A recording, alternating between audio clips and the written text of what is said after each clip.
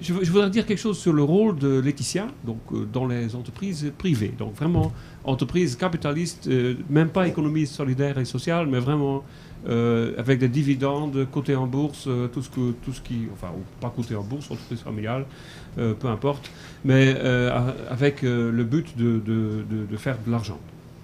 Donc, dans ce domaine, il y a trois types d'éthiciens qu'on peut distinguer. Il y a d'abord l'éthicien qui travaille dans l'entreprise. Donc, il y en a beaucoup. Les grandes entreprises ont maintenant ce qu'ils appellent en anglais Chief Ethics and Compliance Officer, donc, mais en français, avec des noms divers, en fait, divers. Par exemple, chez L'Oréal, le monsieur s'appelle Emmanuel Lulin, il s'appelle directeur de l'éthique, carrément. Dans d'autres endroits, c'est quelqu'un, G2SES, c'est le vice-président, Gérard Custer, vice-président en charge de l'éthique. Dans d'autres, ça s'appelle directeur de l'éthique et de la conformité, ou des choses. Enfin, il y a différents noms tout le temps. Et de formation, ces gens sont aussi très, très variés. Enfin, leur formation est très variable. Par exemple, Emmanuel Lulin, à L'Oréal, c'est L'Oréal, ça, donc il a fait Sciences Po Paris. Gérard Custer à GDF-SES, c'est un juriste. Le seul que je connais vraiment qui est philosophe de formation, c'est le monsieur éthique d'EDF. Là, c'est un vrai philosophe. Les autres sont parfois intéressés par la philosophie. Ça, c'est la première catégorie. Deuxième catégorie, ce sont des consultants. Ce sont des gens qui, en tant que consultants, interviennent dans les entreprises pour des missions. Par exemple, un audit sur les risques éthiques de l'entreprise, ou bien des gens qui sont là pour donner un avis ou un conseil sur la mise en place d'un dispositif éthique. Donc, des choses comme ça. Ou bien la mise en œuvre d'une politique précise, lutte anticorruption, lutte antidiscrimination, ou bien même aussi des gens qui donnent un coup de main pour le rapport RSE ou un rapport éthique parfois, ça dépend des entreprises. Ceux-là sont payés pour leur mission.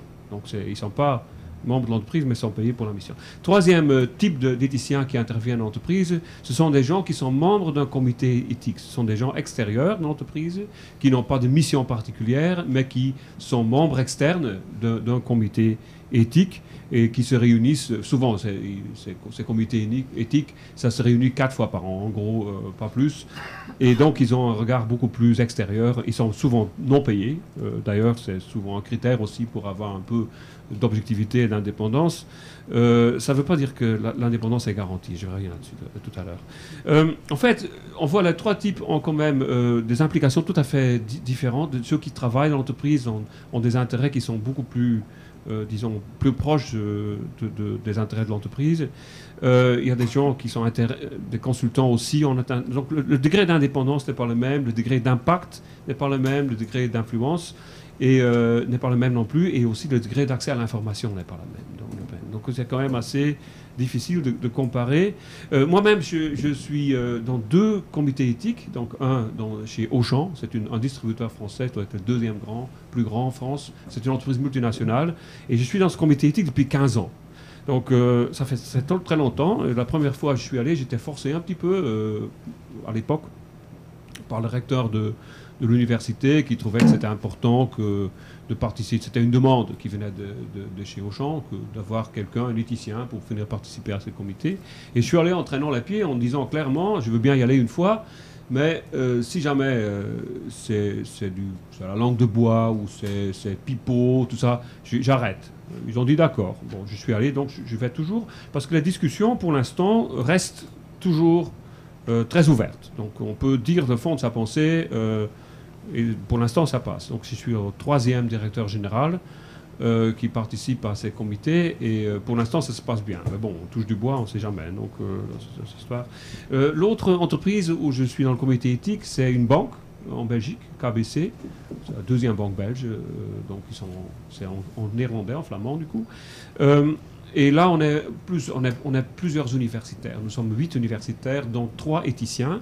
Mais il y a aussi des gens qui sont là pour un peu spécialistes, plus en sciences, qui sont plus sous un angle écologique, environnemental, qui font partie de ce comité éthique. Donc là, c'est plus récent, c'est seulement depuis 5 ans. Donc après la crise financière, en fait. C'est là où ils ont commencé, pour des raisons qu'on peut comprendre. Et donc, en fait, là, les trois cas de figure, donc l'éthicien de l'entreprise, le consultant et l'expert externe de l'entreprise, sont tous les trois experts en éthique. Donc, en fait, je dois vraiment vous remercier. J'ai jamais pensé vraiment à ce que était mon rôle là-dedans. Enfin, je ne dis pas que j'ai jamais réfléchi, mais pas jamais de façon systématique. En fait, on était toujours quand même concentré sur des questions précises qui se discutaient dans ces comités. Et j'avais jamais explicitement vraiment fait un exposé sur le rôle que je joue dans ces histoires. Donc c'est intéressant de réfléchir là-dessus. Donc qu'est-ce que c'est un expert en éthique? Bon, bien sûr, vous savez tous, il y a des experts en éthique, en philosophie morale, les gens qui connaissent le débat méta-éthique, l'objectivisme, etc. etc. Ça, on peut être expert, c'est clair. Un expert en éthique appliquée, c'est autre chose. Et donc, deuxième question, est-ce qu'il faut être expert en éthique, en philosophie morale, pour être expert en éthique appliquée? J'en sais rien, je ne crois pas. À mon avis, un expert en éthique appliquée, ça n'existe pas vraiment. Ça n'existe pas, en fait. Et donc, dans la littérature, il y a quelques arguments que vous connaissez sans doute. Je vais juste rappeler vite fait 2-3 arguments. Il y a l'argument de McIntyre qui avait fait écrit un article dans les années 80. Est-ce que l'éthique appliquée, ça repose sur une erreur? Donc, dans lequel il dit, bon, on peut réfléchir sur le comportement qu'on devrait avoir par rapport aux autres. Donc, le vivre ensemble, on a une vision éthique. Et après, on applique ça à des situations particulières. À ce moment-là, l'éthique appliquée n'a pas d'objet. On applique bêtement ce qu'on a déjà établi en général à une situation particulière. Ou bien, il dit, les situations sont spécifiques et l'éthique générale ne s'applique pas. Et donc, on développe une éthique qui est adaptée à ces particularités. Et donc, du coup, on n'applique rien, en fait. On n'est pas du tout en train de faire l'éthique appliquée. On fait de l'éthique, mais pas appliquée, parce qu'on n'applique rien de général sur ces situations-là. Donc, en fait, c'est un peu vide. C'est une boîte vide. Et en plus, il a d'autres arguments pour dire que c'est un peu bizarre d'appeler ça éthique appliquée.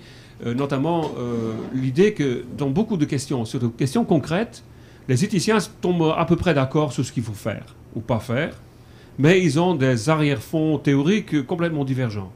Donc, sur les questions pratiques, on peut facilement trouver un consensus, mais les raisons pour lesquelles on tombe sur ce consensus n'ont rien à voir les uns avec les autres. En fait, on a un genre de micmac de bricolage. Le terme est déjà tombé ce matin, et je pense que c'est tout à fait une bonne qualification de travail de l'éthique appliquée, c'est du bricolage, sans beaucoup de cohérence théorique parfois, y compris dans les commissions, dans les comités éthiques des entreprises. Parfois, on a un débat où on a des arguments de différents types, conséquentialistes, déontologiques, etc. Bon, tout un mélange. Et on tombe sur un consensus sans que les arguments qui ont été avancés par les uns et les autres sont quelque part même compatibles au niveau théorique. Donc on trouve un consensus local sans extrapoler. Un autre article dans ce domaine des textes était de Bernard Williams, vous devez connaître aussi sans doute les gens qui ont lu là-dessus. Donc où il dit, qu'est-ce qu'un expert? Un expert en éthique. Et il compare ça avec un expert, comme on utilise normalement ce terme. Imaginons vous avez une panne de chauffage et vous devez changer votre chaudière. Un expert va calculer le volume de la pièce, est-ce qu'il y a double vitrage ou pas, etc., nombre de calories, joules et tout ce qu'on a. Avoir des formules, il va dire, tiens, il faut une chaudière de telle capacité, sinon vous allez avoir froid l'hiver. C'est un expert. Donc, c'est-à-dire que vous l'entendez parler, vous ne comprenez pas exactement les formules qu'il utilise, mais vous faites confiance que lui, il sait ses formules, et donc vous comprenez quand même à peu près la logique. Vous savez bien que plus c'est grand, plus il faut de chauffage, des radiateurs, etc. Donc, vous comprenez qu'il y a quelque part un raisonnement qui tient la route, et vous faites confiance à ce monsieur. Imaginons maintenant, on fait la même chose pour une question, par exemple, en éthique médicale. On va dire, tiens, est-ce que celui-là, cette personne-là, il faut l'euthanasier ou pas? Je simplifie un peu. Hein. Bon, du coup, on va demander à Jean-Philippe, qui a un doctorat en éthique médicale, et Jean-Philippe applique quelques formules, déontologie, machin, tout ça. Il calcule tout ça et dit, bon, voilà, oui, il faut le piquer. Bon. Voilà. Est-ce qu'on va faire confiance de la même façon qu'on fait confiance aux chauffagistes? Non. Et pourtant, c'est un expert qui connaît son domaine, qui a un diplôme, etc. En fait, c'est Bernard Williams qui dit, on peut pas, en fait, quand on a à voir pour un problème, on comprend la demande de la société, il y a une série de dilemmes éthiques qu'on doit résoudre, et du coup, on s'adresse à un spécialiste de l'éthique, Mais en même temps, si on commence à dire non, il faut absolument un doctorat en éthique, sinon on ne peut pas faire confiance, on a tout sauf envie de faire confiance à un type qui a un doctorat en éthique pour prendre ce genre de décision. Donc ça, je suis d'accord avec Bernard Williams. Je n'aurais pas forcément confiance à quelqu'un qui a un doctorat en éthique pour prendre ce genre de décision. Et c'est la même chose en éthique d'entreprise.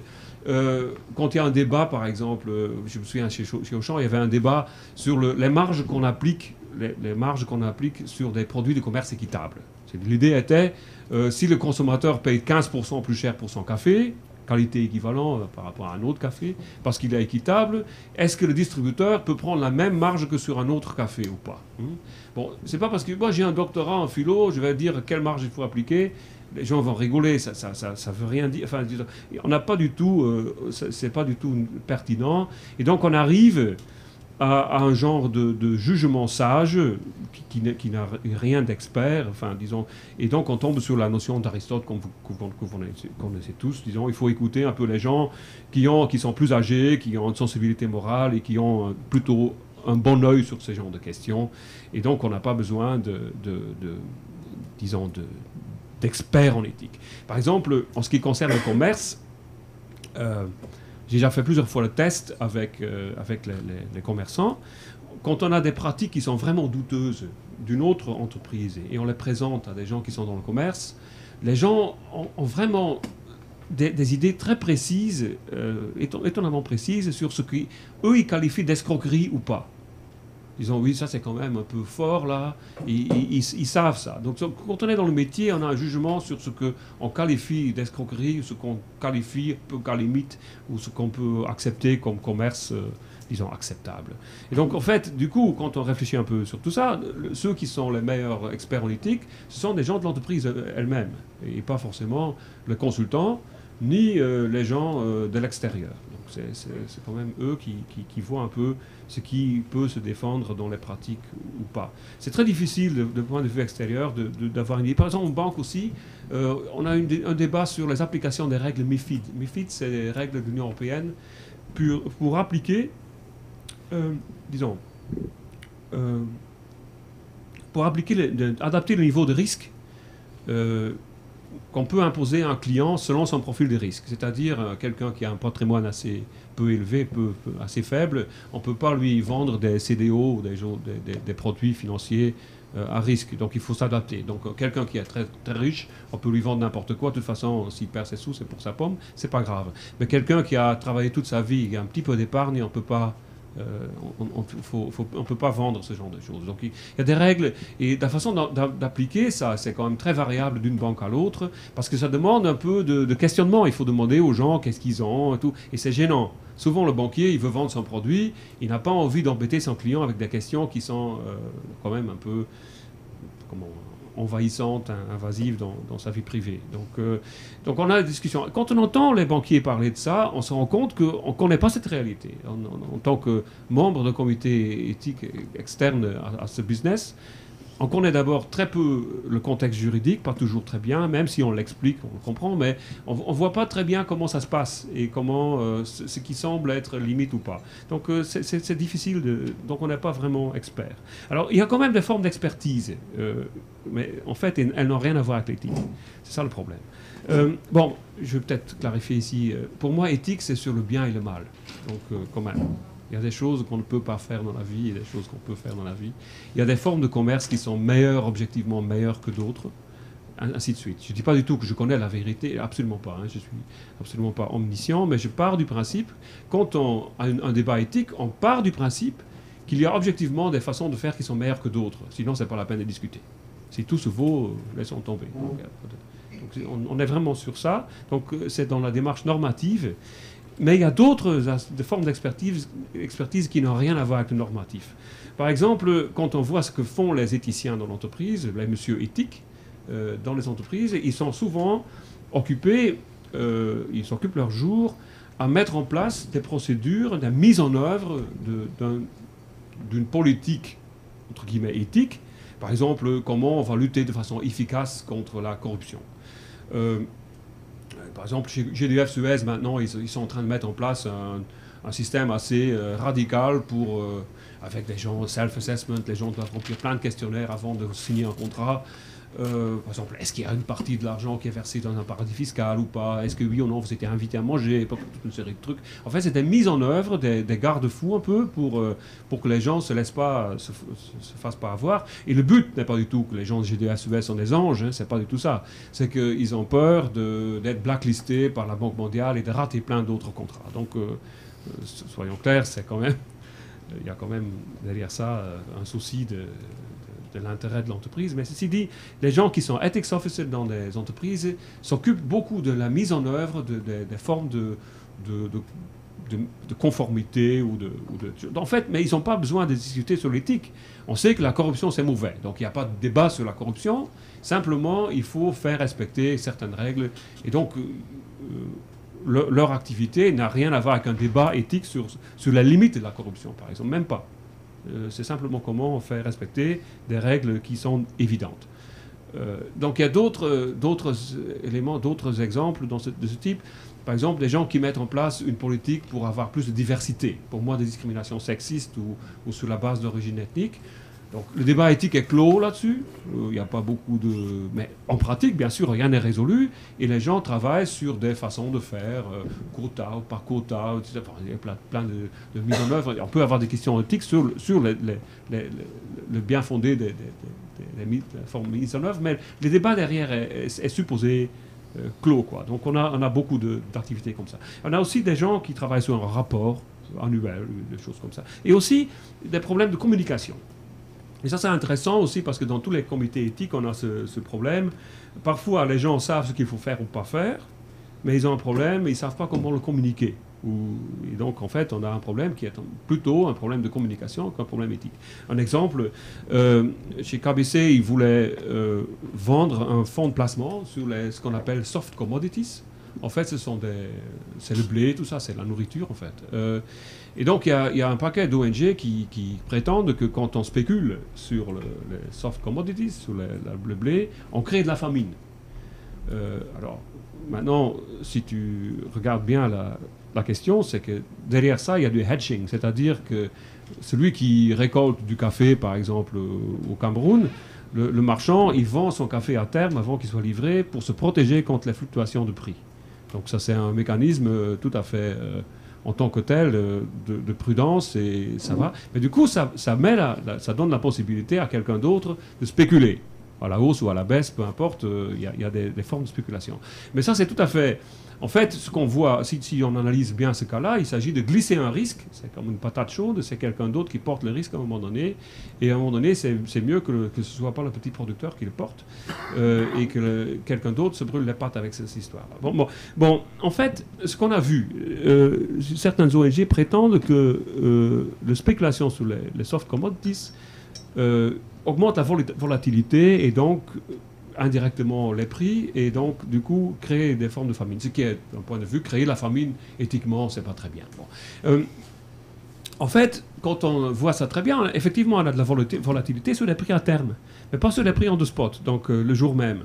Ce qui fait que le lien entre la famine et si jamais le prix augmente le prix du jour augmente, c'est souvent pour des raisons vraiment objectives de rareté, dans la mesure il y avait une sécheresse ou des choses comme ça. Donc, l'effet pour dire que le hedging des prix crée de la famine est absolument pas prouvé pour l'instant. C'est très le contraire non plus, hein, mais c'est très flou, c'est très difficile à prouver. Ceci dit, même si on pouvait prouver qu'il n'y a aucun lien, donc, prenons cette hypothèse maintenant, même si on pouvait le prouver, il y a des gens qui sont tellement convaincus que c'est dégueulasse de spéculer sur la nourriture que forcément il y aura un problème au niveau communication et la banque serait l'objet des critiques de l'ONG. Donc en fait, même si objectivement on aurait une raison de le faire, parce qu'il y a de l'argent à gagner, pourquoi pas, on ne pourrait pas le faire pour des raisons de communication. Il y a un autre exemple de ce type. J'avais vu ça chez Auchan. Mais enfin, je ne veux pas mener le débat maintenant sur si la spéculation crée la famine ou pas. C'est pas ça. Mais même si c'était vrai, mais parfois, il y a des choses qui sont techniques, surtout en finance, que l'opinion publique ne va pas vouloir suivre dans le détail et on ne peut plus argumenter. Et donc ça existe. Il y a un autre exemple, c'était en 2004, il y avait quelqu'un, le patron d'AXA, Bébéard, avait créé la charte de la diversité en France. Donc il voulait surtout, parce qu'en France, officiellement, il n'y avait pas de discrimination, parce qu'il n'y a pas de race. Le mot est même supprimé aujourd'hui, donc il n'y a pas. Vous ne pouvez pas être noir ou blanc en France. Impossible. Je me suis fait insulter un coup à Paris pour ça. J'ai dit, écoutez, moi j'ai vécu en Afrique, tous les 5 minutes, le blanc, j'entendais ça. Je ne veux pas dire je me sens noir, il n'y a pas moyen. Bon. Alors quand je disais ça, j'étais qualifié de... Bon, voilà. Donc ça n'existe pas. Du coup, en France, on n'a jamais mesuré. C'est interdit de mesurer, donc les sociologues français... connaître, ils prennent des chiffres de Hollande, de Belgique, d'Allemagne pour prouver le truc. Bon. Maintenant, il y a quelques exceptions, parfois un peu travailler sur le patronyme, des choses comme ça pour contourner cette interdiction. Et donc, du coup, après, suite à cette initiative, on avait, chez Auchan, ils ont fait le test, parce qu'ils étaient sûrs, comme ils sont bons cathos, ils étaient sûrs qu'ils n'étaient pas racistes. Et donc, ils ont envoyé des CV ils ont fait un testing, ils ont envoyé des CV fictifs à leur propre... chez leur propre recruteur, seulement avec le nom changé. Donc il y avait un nom africain ou un nom français.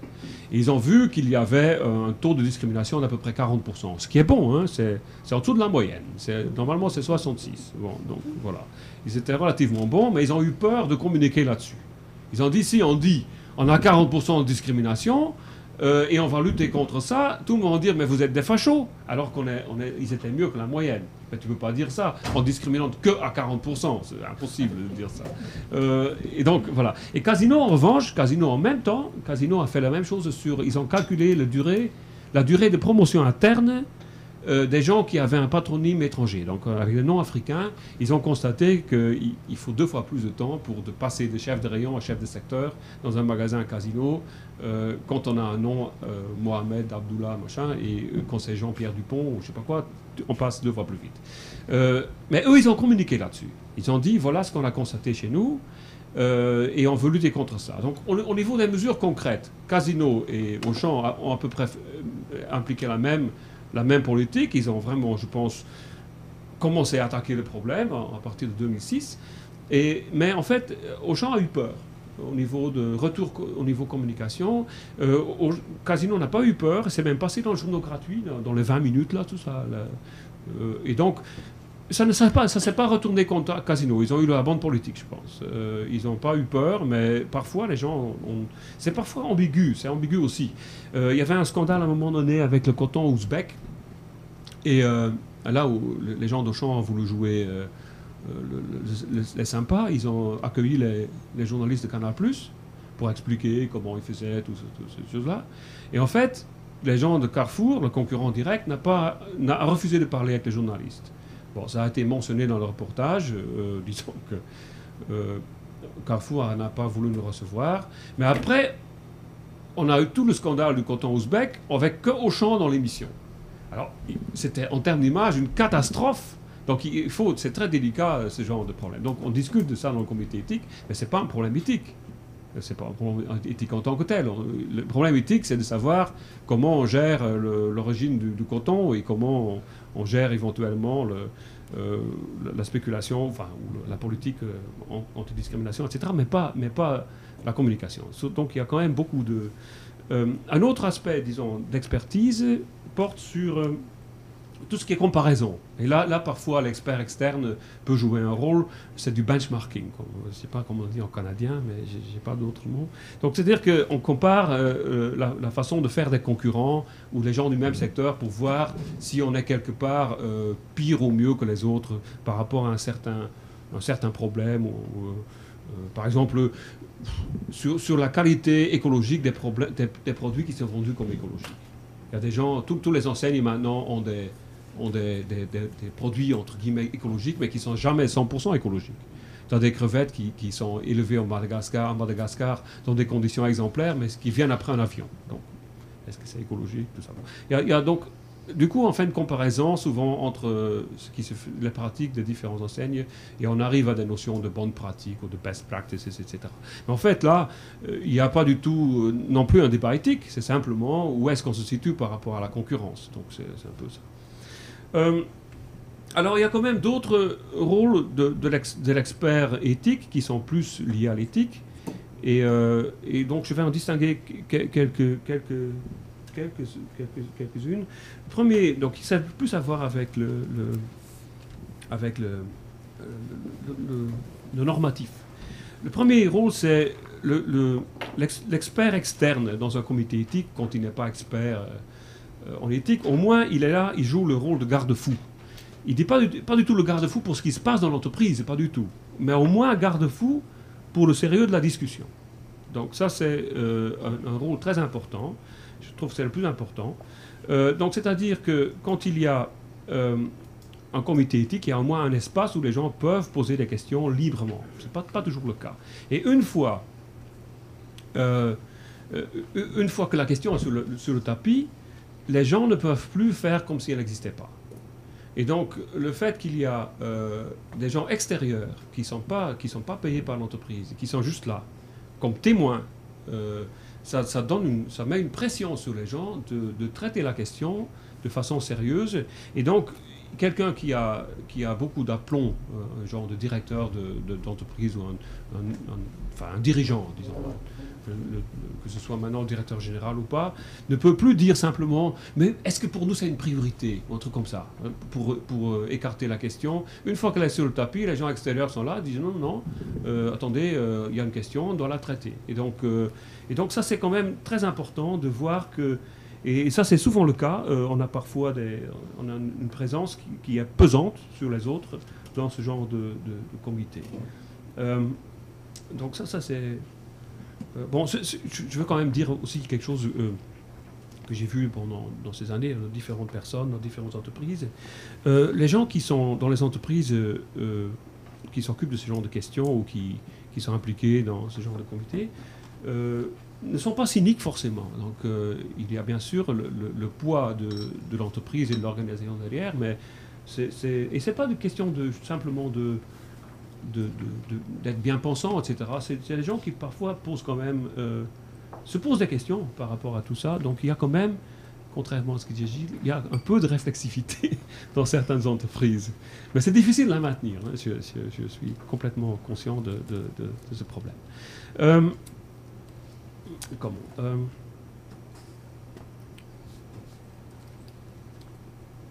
Alors, les gens sont souvent quand même tiraillés entre plusieurs objectifs. C'est pour ça qu'ils sont là. Donc, ils sont dans une entreprise qui doit faire du profit. Et, enfin, au moins, pas faire de pertes. Et donc, en même temps, ils ont toute une série d'autres préoccupations. Donc, c'est pas du tout évident pour ces gens de gérer ça. Donc ce rôle de garde-fou est quand même très important. Donc une fois le problème est là, impossible d'étouffer la question. Et donc on est quand même quelque part, alors tout à l'heure on a dit un éthicien ne peut pas être un moralisateur, mais dès qu'on est dans ce genre de situation, on est quelque part un peu moralisateur, malgré soi. Même si on ne dit rien, on exerce une sorte de pression pour que les gens, disons, prennent la question de face, enfin de front, et on ne peut pas du tout, on peut plus échapper. Donc voilà. Donc on est quelque part pénible. Et je me souviens une fois, c'était il y a une dizaine d'années, non, oui, c'est une dizaine plus en 2000. En fait, c'était chez Auchan, ils avaient fait la première fois des audits sociaux en Asie. Alors, on avait un résumé de tous les audits sociaux, tout ce qui était pire. Donc, il y avait des femmes qui avaient accouché au boulot, des gens qui avaient travaillé 200 jours sans un jour de repos, des gens qui avaient des formes de travail forcé parce qu'avec un paiement de 4 mois de délai, par exemple, les gens ne peuvent plus quitter l'entreprise, etc. En fait, il y avait quand même des choses des choses honteuses, et on voyait quand même que les gens étaient gênés. Et donc, moi, j'étais à ce moment-là le seul membre externe présent. Et tout le monde me regardait, disant, si lui il se barre avec ses papiers, il va aller voir le Canard enchaîné, ou la Libération, on est mort. Ce qui était vrai. Et donc, non, j'ai pas fait ça. Mais non, on voit quand même, disons qu'entre-temps, 10 ans plus tard, il y a énormément de progrès, justement. C'est ça, c'est une autre chose que je voulais dire. Il y a quand même des tendances négatives, il y a aussi des domaines dans lesquels il y a du progrès. Donc, on n'a plus du tout les mêmes situations qu'on a eues il y a 10 ans dans ce genre de rapport. Tout n'est pas parfait, mais il y a eu des progrès à ce niveau-là. Mais pas du tout forcément grâce aux audits sociaux, mais aussi grâce à la croissance en Chine, par exemple, ou le fait qu'il y a un peu plus d'argent, etc. Donc, il y a des évolutions là. Mais donc, on est quand même dans un rôle là de conscience. On pousse les gens à réfléchir et à réagir par rapport à ça. Deuxième rôle, c'est pas le garde-fou, mais c'est le fou du roi. C'est-à-dire que souvent, quand il y a un comité éthique, les gens en interne ont des idées sur ce qu'il faut dire ou faire, etc. Et donc, qu'est-ce qui se passe? Ils passent un coup de téléphone aux membres externes avant pour discuter l'affaire, pour garantir que le gars qui n'a rien à perdre dans l'histoire, disons moi, met les choses ou pose les bonnes questions pour que ça se passe bien dans ce sens-là, quoi. Parce qu'en fait, on voit quand même, malgré tout, même si la discussion semble très ouverte, les gens à l'intérieur n'ont pas envie de froisser le directeur général ou le directeur des achats ou quoi que ce soit. Donc ça reste toujours très pénible. Et donc, si les membres extérieurs sont là, ils peuvent faire passer les messages et parfois, quand je suis d'accord, hein, je ne vais pas dire non plus n'importe quoi, mais s'il y a les bons arguments, moi ça ne me gêne pas du tout de les sortir. Et du coup, on pousse. Donc là c'est le trouble. Là. On joue un rôle très trouble et on joue un jeu un peu pour pousser les gens à réfléchir par rapport à certaines questions. On a eu ça à la banque aussi. À un moment donné, il y a les gens qui gèrent les fonds éthiques, les fonds socialement responsables, avaient vu que les gens de asset management, donc les financiers, voulaient court-circuiter les gens qui gèrent ces fonds et qui sont très sélectifs par rapport à certains critères. Et ils ont alerté les gens du comité éthique externe, en fait, avant la réunion. Et du coup, on a posé des questions et on a carrément désavoué le responsable de KBC Asset Management. Donc on peut dire des choses plus librement. Et du coup, les gens profitent de nous pour pouvoir les dire. Donc, on peut avoir des questions là-dessus, mais c'est quand même ce qui se passe. Parfois, on joue directement, on met directement le pied dans le plat soi-même, donc sans que quelqu'un d'autre a dit quelque chose, donc on est un peu le fou directement. Quoi. Pas le garde-fou, mais on est directement, on met les pieds dans le plat et on dénonce des choses par exemple, quelqu'un qui a utilisé un argument rhétorique, on dit simplement c'est pas un argument. Et tout le monde autour de la table sait ça. Ces gens ne sont pas idiots. Et quand il y a un débat sur une question, tous les bons points que l'éthicien va pouvoir soulever, ou des points faibles ou forts, ils sont là en 2 minutes. Donc les gens sont absolument... moi, j'ai quand même appris beaucoup dans toutes ces années. Ces gens c'est des intelligents. C'est pas des idiots, des gens qui dirigent la boîte. Ils voient tout de suite clair. Dès que tu commences à discuter, on n'a pas besoin d'une expertise quelconque. Une fois que la question est sur la table, les gens sont tout à fait à même de voir les problèmes. Et donc, ça marche. En fait, on joue un rôle qui est un peu socratique, c'est-à-dire on garantit que la discussion est prise au sérieux, on met les éléments dans la discussion que les gens veulent mettre mais qu'ils n'osent pas mettre sur le tapis, et de temps en temps, on est soi-même un peu arrogant dans ces choses. Mais il faut déjà bien être accepté. Donc je pense que il faut pas faire ça tout de suite. Il faut d'abord que les gens vous fassent confiance avant de pouvoir dire ça. Après, il y a quelques contraintes, quelques difficultés. C'est mon 4e point. Il y a 2 difficultés. Soit, parfois, les gens se trompent. Ils ont des attentes erronées sur le rôle de l'éthicien. Ils pensent qu'il va sortir un lapin de son chapeau. Voilà la solution. Mais ça disparaît très vite. C'est seulement au début. Quand ils mettent en place un comité éthique, ils pensent que l'éthicien va trouver les miracles. Après, ils comprennent très vite le rôle de l'éthicien qui est là pour un genre. Il fait écho. Il est interlocuteur, il organise, enfin, il contribue à ce que la discussion se produise, quoi, c'est tout. Et donc ça disparaît. Mais deuxièmement, il y a parfois un malentendu, et ça j'ai déjà vu plusieurs fois, un malentendu du rôle de l'éthicien, de rôle de l'entreprise aux yeux de l'éthicien dans ce genre de débat. J'ai des copains qui ont fait ça aussi, des collègues qui sont philosophes comme moi, qui ont été dans les comités éthiques, mais qui ne sont pas restés parce qu'ils n'avaient pas forcément disons, mesurer le cadre dans lequel on est. Et donc, j'espère que j'ai encore quelques minutes, j'espère que je vais pouvoir dire ça. C'est important parce qu'en fait, on a quelque part, on pose des questions éthiques, tout en objectiviste que je suis, donc sur ce qui est bien, pas bien, mais en fait, on limite le champ de l'application. On limite fortement le champ des questions qu'on pose. Et donc, je vais essayer donc, en tenant compte de la mission de l'entreprise. Et donc, la mission de l'entreprise, c'est pas forcément faire du fric. Bien sûr, c'est une contrainte. Il faut bien sûr rémunérer l'actionnaire, peu importe. Ou bien, quand c'est une boîte familiale, il ne faut pas faire de pertes. Mais ce n'est pas des questions qu'on pose là-dessus. C'est-à-dire qu'il faut voir la mission de l'entreprise. Par exemple, une banque collecte l'épargne et puis fait des crédits. Bon, maintenant, en faisant ça, ils font une marge et ils font fonctionner l'entreprise. Un distributeur, il vend des produits, il achète des produits, il vend des produits. Et donc ça, c'est la mission, bien sûr. Au-delà, il y a le fait de maximiser le profit. Donc ça n'enlève rien. Et donc il faut quand même accepter la situation dans laquelle on se trouve. C'est très important. Je vais donner quelques exemples. Il y avait quelqu'un qui était venu chez Auchan aussi, qui posait la question à un moment donné, mais pourquoi pousser les gens à consommer ? Et ça, c'est une question qui est incongrue chez un distributeur. Disons, le gars est là pour vendre. C'est insensé de poser ce type de... Si vous êtes contre le consumérisme et vous êtes contre la consommation, tout ce que vous voulez, bon, à ce moment-là, c'est à un autre niveau que ça se situe. C'est au niveau politique. C'est vraiment politique, au niveau législation, etc. etc. Vous pouvez interdire le fait qu'on vende des jouets, par exemple, à Noël, des choses comme ça, parce que les gens en achètent trop. Même les gens qui travaillent dans les supermarchés trouvent ça aussi, que les gens achètent trop de jouets. Donc, ils sont d'accord.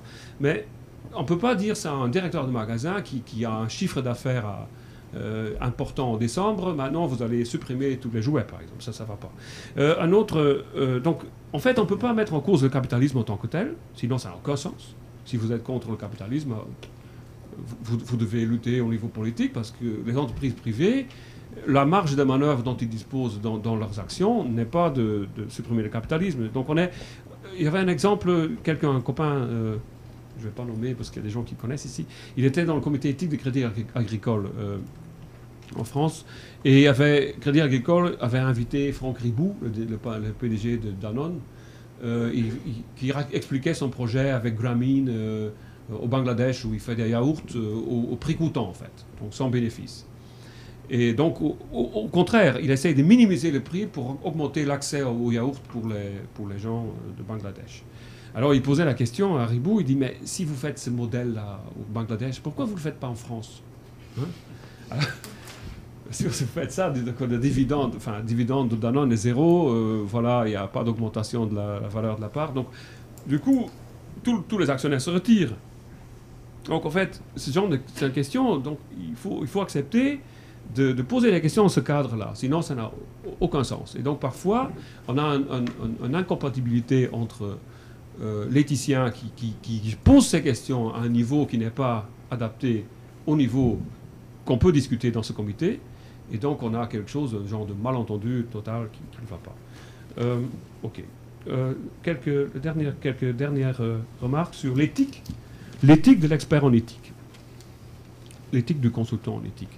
En fait, on joue quand même quelque part le consultant dans cette histoire-là. Même si on n'est pas payé, ou même si on est payé, on joue le consultant. Il y a donc un problème éthique au départ de consultant, c'est qu'il y a une division de responsabilité qui est un équilibre instable. Donc on ne peut pas prendre la décision à la place des autres, on ne peut pas dire il faut faire ça, pourvu qu'ils vous écoutent, mais bon, peu importe, on ne peut pas faire ça, parce qu'après on déresponsabilise les gens qui doivent prendre la décision. Et en même temps, on ne peut pas faire le faux consultant non plus, parce que beaucoup de consultants sont des faux consultants. C'est-à-dire ils sont en contrat de consultant pour dire ce que la direction veut qu'ils disent. Donc souvent les consultants sont payés, disons il faut un plan social, et donc ils payent un consultant qui dit non, il faut supprimer cette filiale ou cette boîte parce que c'est pas rentable. Et du coup ils se cachent derrière le consultant. Mais ils ont dit au consultant ce qu'il doit dire. Donc soit le consultant il est fake, il est complètement... il fait pas son boulot, soit il prend la décision à la place des gens. Et donc il faut garder cet équilibre où on essaye de pousser la discussion pour éclairer la situation au maximum, mais après, ce sont les autres qui prennent leurs décisions. Et donc la responsabilité de l'éthicien s'arrête là. Deuxième problème important, c'est le conflit d'intérêts. Alors bien sûr, au niveau des éthiciens qui travaillent comme salariés dans l'entreprise, c'est un énorme problème. Comment voulez-vous qu'ils dénoncent des pratiques commerciales? Tout à l'heure, on a mentionné Orange. J'avais travaillé une seule fois pour Orange, ça fait longtemps, et c'était sur ça, en fait, sur les pratiques commerciales pour le téléphone portable. Et en fait, il y avait quelques pratiques qui étaient absolument inacceptables. Et bon, moi, j'avais dit ça aussi dans la discussion, et les gens étaient d'accord. Il y a même le directeur juridique d'Orange France qui était complètement d'accord, mais il ne pouvait pas lutter contre les gens disons, les commerciaux qui disaient non, non, on y va, on s'en fout, on va se faire condamner, mais c'est pas grave, en attendant, on aura gagné beaucoup plus que ce qu'on va payer comme amende. Et tout. Bon. Donc il y avait un cynisme qui était quand même assez difficile à gérer, et surtout les gens en interne n'ont pas toujours l'indépendance pour le faire. Alors il y a beaucoup d'articles là-dessus, il y a des articles qui ont été publiés, et donc les gens plaident plutôt pour que le chief ethics officer dépende carrément du conseil d'administration et non pas du directeur général. Alors, ce n'est pas le cas. Pour l'instant, tous ces gens dépendent sauf chez GDF Suez maintenant, depuis hier, depuis le 1er juin, le monsieur éthique dépend directement du conseil d'administration, du secrétaire général du conseil d'administration. Mais en fait, c'est encore une boîte qui ne tient pas la route parce que c'est une des boîtes où le président du conseil d'administration et le directeur général, c'est le même. Donc la structure du PDG. Voilà. Et donc normalement, pour une bonne gouvernance, il faut séparer ça. Et donc, mais quand même, il dépend maintenant directement du conseil d'administration. C'est un peu mieux. Mais c'est quand même... C'est toujours le problème, comment on peut s'exprimer sans peur de représailles des autres. Et donc, non seulement il devrait rapporter au conseil d'administration, mais l'embauche et le licenciement du monsieur éthique devraient aussi dépendre directement du conseil d'administration et non pas de la direction générale de l'entreprise. Troisièmement, y compris pour sa paye et pour ses augmentations, etc., il ne devrait pas dépendre. Alors, c'est ce qu'on dit toujours dans les articles, et même l'association des professionnels de l'éthique de l'entreprise aux États-Unis, je ne sais pas comment ça s'appelle, Ethics Officer Association, je ne sais pas quoi, ont défendu ce point de vue-là. Mais pour l'instant, ce n'est pas suivi. Donc c'est toujours, en fait, quand on voit un peu, vous avez tous lu cette chose, c'est un peu à la Habermas, il faut pouvoir créer une économie, enfin une sorte de, comment on appelle, un système de discussion où on peut, herrschaftsfreie communication, on dit, enfin, où on peut parler sans relation de pouvoir, donc sans peur de représailles. Et ça, c'est le problème, où on pourrait donc avoir un genre de sens critique. Alors, en ce qui concerne les consultants, là bien sûr, c'est aussi cette ambiguïté. Les consultants ont toujours ce problème d'indépendance, où ils veulent prolonger leur mission, ils vivent de ça. Alors, c'est très difficile pour un consultant de dire j'arrête là ou je ne fais pas. Il y avait encore des points. Donc, en ce qui concerne les experts externes, il ne faut pas se leurrer non plus. Il y a aussi des pièges dans cette histoire. Même si on est universitaire, on est là, on n'a rien à gagner, on dit, on va claquer la porte si les gens ne prennent plus la discussion au sérieux. Il y a quand même des pièges. On a menacé une fois, hein, donc à KBC, on a failli démissionner collectivement et faire une tribune dans le journal. Et finalement, on a eu gain de cause. Mais bon, parce que le président... Parce que le président est tout à fait favorable, pour l'instant, à ce comité éthique. Si le président était un peu plus, comment dire, cynique, ça ne marcherait pas. Donc en fait, ça dépend quand même tout le temps, de façon presque aléatoire, à la bienveillance des gens qui sont à la tête. Alors, un autre piège pour les externes, c'est que même si on n'est pas payé, on est quand même parfois soigné. À la KBC, on est toujours reçu dans un restaurant après. C'est tout petit, mais c'est un bon restaurant, et puis c'est sympa, on voit les copains. Et donc, il y a aussi, deuxièmement, il y a aussi la notion de prestige.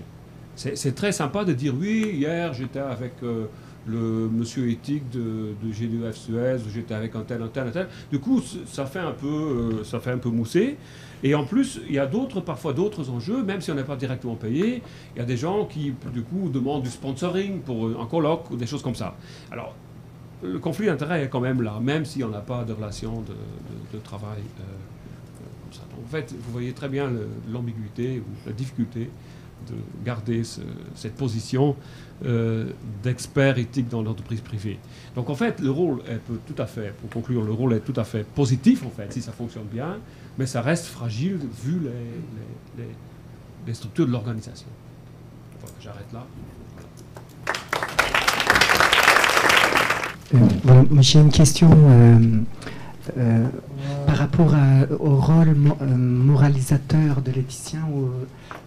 Donc, est-il exact de considérer la fonction de garde-fou qui consiste à encourager vers un questionnement sérieux, donc comme un acte moralisateur, si l'on considère que l'acte interrogatif n'est ni une affirmation ni une infirmation, mais juste une invitation vers une enquête, une réflexion? Donc dans ce cas-là, l'éthicien peut-il être considéré comme un moralisateur? Oui, c'est peut-être un peu fort, mais par exemple, je vais vous donner concrètement comment ça se passe. Il y a par exemple Greenpeace qui avait attaqué Auchan parce qu'ils achetaient du papier en Indonésie, chez Asian Pulp and Paper, qui est une usine, enfin, ce sont des criminels ces gens. Bon.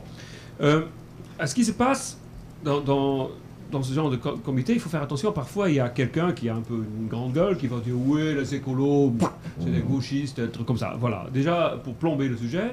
Et puis quelqu'un d'autre qui va dire « Oui, mais Leclerc achète là, concurrent. Les autres achètent là. Nous, on va quand même pas se faire avoir parce qu'il y a toujours chaque année un peu le cartable le moins cher de France en septembre. Alors si on n'achète plus de papier en Indonésie, on va plus être... etc. » Bon, il y a quand même, à un moment donné, du poids pour étouffer la discussion.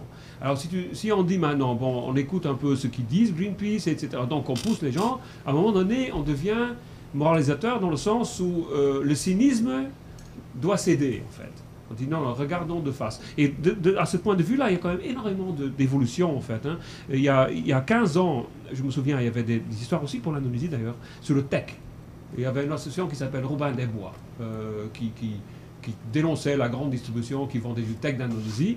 À ce moment-là, je me souviens encore, il y avait énormément de monde autour de la table. Enfin, on est toujours une dizaine, mais il y avait moi 7, 8 qui disaient « Ouais, les écolos, mon œil, tout ça ». Et l'année dernière, quand c'était sur le papier en Indonésie, l'acheteur d'Asie était venu, il est revenu expliquer, il a dit « Non, non, Greenpeace, ils ont fait un super boulot, ils ont raison.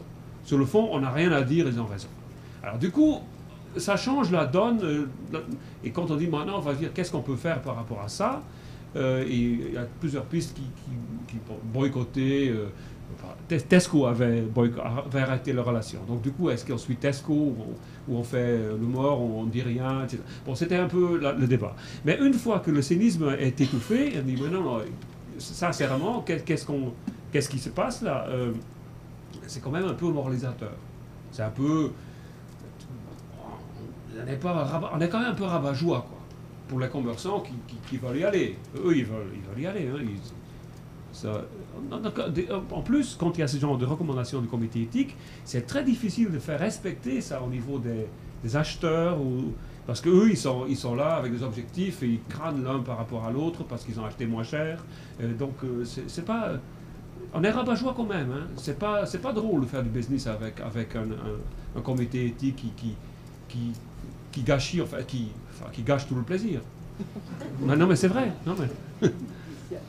C'est pareil avec les financiers au niveau des CDO, toutes ces choses-là. Quand on dit qu'il faut adapter le profil de risque aux clients, du coup, ça limite un peu les possibilités.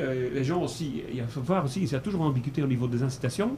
Donc, ils ont des primes quand ils font tel ou tel résultat. En même temps, ils doivent tenir compte des contraintes éthiques. Alors, ils sont toujours dans un conflit eux-mêmes par rapport à ça.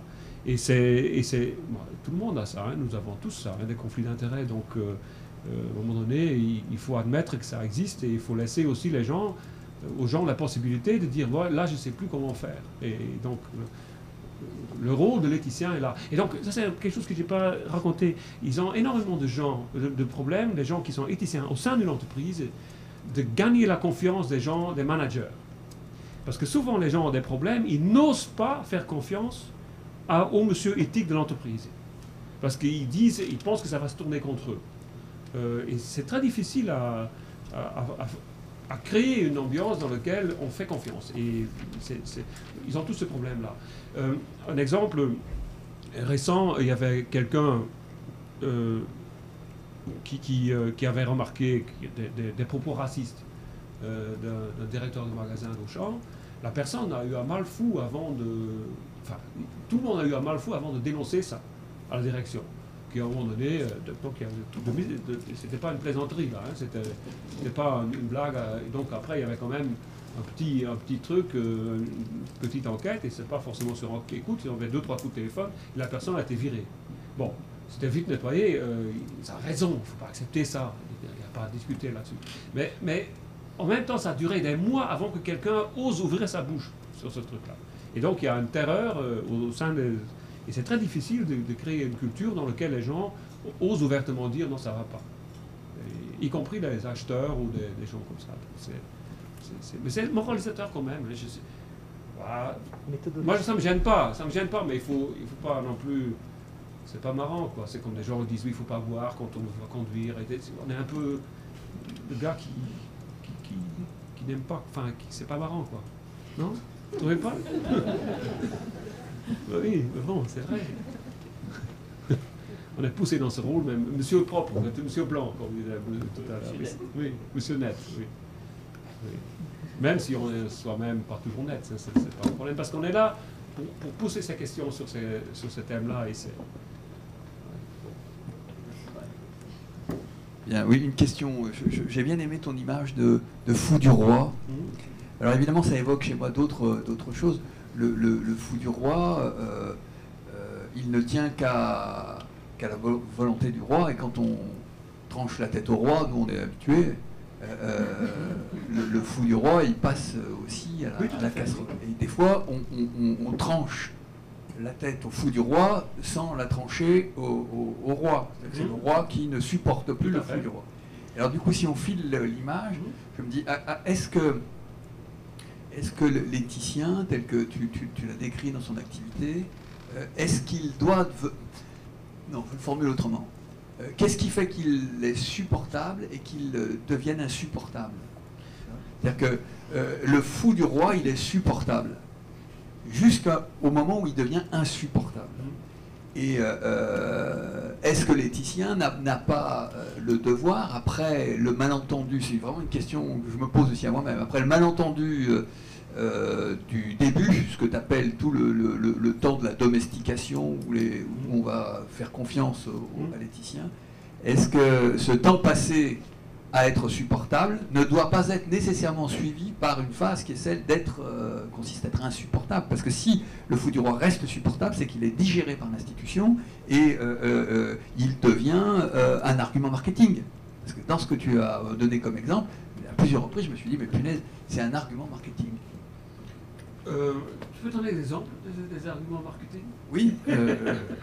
Ça m'intéresse. Je prenne mes notes. Quand tu évoques que le coton ouzbek, l'histoire du coton ouzbek, bon, est-ce que le fait que, par exemple, qu'Auchan accepte qu'on parle d'une pratique que Carrefour a refusé de... Non, ils ont accepté de discuter avec le journaliste là-dessus. D'accord, mais je me dis, est-ce qu'à un moment donné, la stratégie qui consiste à dire, voyez ce qu'on fait, ou par exemple, c'est Casino, tu prends l'exemple de Casino, est-ce que ça relève pas d'une stratégie marketing? Et du coup, au nom... C'est une question ouverte. Au nom de l'éthique, on est en fait dans des démarches qui pourraient être des démarches strictement marketing. Oui, moi je ne suis pas pascalien là-dedans. Moi je trouve que si c'est du marketing, à la limite je m'en fous un peu. C'est-à-dire que si Casino lutte contre la discrimination sur base d'origine ethnique, et ça devient un élément marketing, ça ne me gêne absolument pas. C'est-à-dire que si effectivement, dans les faits, quelqu'un qui est d'origine nord-africaine ou maghrébine ou d'Afrique noire, où c'est terminé, cette discrimination se termine, et ils le mettent ça en avant, et dans les faits c'est suivi, Ça me gêne absolument pas. Je ne suis pas du tout un truc où il faut se fouetter tout le temps. Non, je suis absolument pas... Pour moi, éthique n'a pas rien à voir avec sacrifice ou quoi que ce soit. Donc, très bien. Il n'y a pas de problème avec ça. En revanche, ce qu'on observe, et ça, il y a des tests qui ont été faits là-dessus, si on met en avant une image éthique et on se fait avoir, disons, on se fait avoir, on a un scandale, c'est d'autant plus pénalisé par le marché comme si on n'avait rien fait. Donc là-dessus, il faut faire attention. Si on fait que du marketing et ce n'est pas suivi dans les faits, c'est risqué. Mais si les gens de Casino, et je pense qu'effectivement ils ont fait ça sérieusement, ils ont observé qu'il y avait des formes de discrimination chez eux, ils ont dit non, il faut absolument que ça s'arrête. Voilà. Et on le dit. Voilà. Je pense qu'ils ont pris quelque part un risque de le dire aussi clairement. Mais moi, ça ne me gêne pas si ça augmente leur image. Moi, je veux bien que tous ces gens aient une image de saint, s'ils sont saints aussi. Quoi. Ça ne me gêne pas. C'est le contraire qui m'énerve. Mais je ne sais pas. Supportable, insupportable. Oui, insupportable. Ou insupportable. Oui, alors, pour le fou du roi. En fait, ce que j'ai voulu dire, c'est la notion d'indépendance ou de dépendance. Et il y a des formes subtiles où on ne va pas quitter ou démissionner parce que, je vous ai raconté des exemples. On est avec d'autres personnes, on peut frimer avec ça, on peut avoir du sponsoring. Même si on n'a pas directement d'intérêt pour soi-même, il y a des pièges. Et donc, à un moment donné, il faut se méfier de ça. Donc, mais en même temps, je trouve que c'est pour ça que je trouve que cette idée du comité éthique qui rapporte au conseil d'administration avec, comme maintenant l'IFA, l'Institut français des administrateurs, a aussi créé l'exigence en fait que les gens au niveau du conseil d'administration doivent avoir une personne en charge de l'éthique. Donc il faudrait avoir un interlocuteur au niveau conseil d'administration. Et donc tout cela sont quelque part des garanties à ce que le fou du roi puisse continuer à jouer son rôle. Mais je voulais surtout dire fou du roi où les autres sifflent ou alertent sur des choses quand ils n'osent pas la dire directement. Mais c'est donc en fait le problème de tous ces éthiciens en entreprise, c'est l'indépendance et il faut l'ancrer institutionnellement. Et sinon, ça ne va pas. Donc un jour ou l'autre, par exemple pour l'instant, chez Auchan, je suis au 3e directeur général et en fait jusque-là, on a affaire avec des gens qui sont très ouverts sur ces questions et qui disent pendant la réunion, vas-y, dis le fond de ta pensée. Voilà. Et ils sont preneurs. Même si les mesures après ne suivent pas toujours, au moins ils sont preneurs d'avoir une discussion honnête.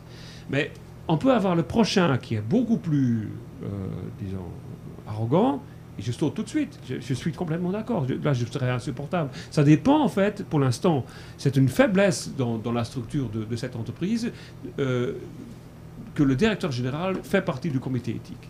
Et ça, c'est structurellement une faiblesse. En même temps, c'est un avantage parce que dès qu'il y a une recommandation, elle est aussi suivie dans les faits. Sinon, le comité éthique va gesticuler, va faire des recommandations qui ne seront jamais suivies dans les faits. Donc, c'est à la fois une faiblesse et une force, mais structurellement, c'est une faiblesse. Si jamais ce que l'éthicien a dit gêne, il pourrait être éjecté. Dans la banque où je suis, c'est différent. C'est beaucoup plus...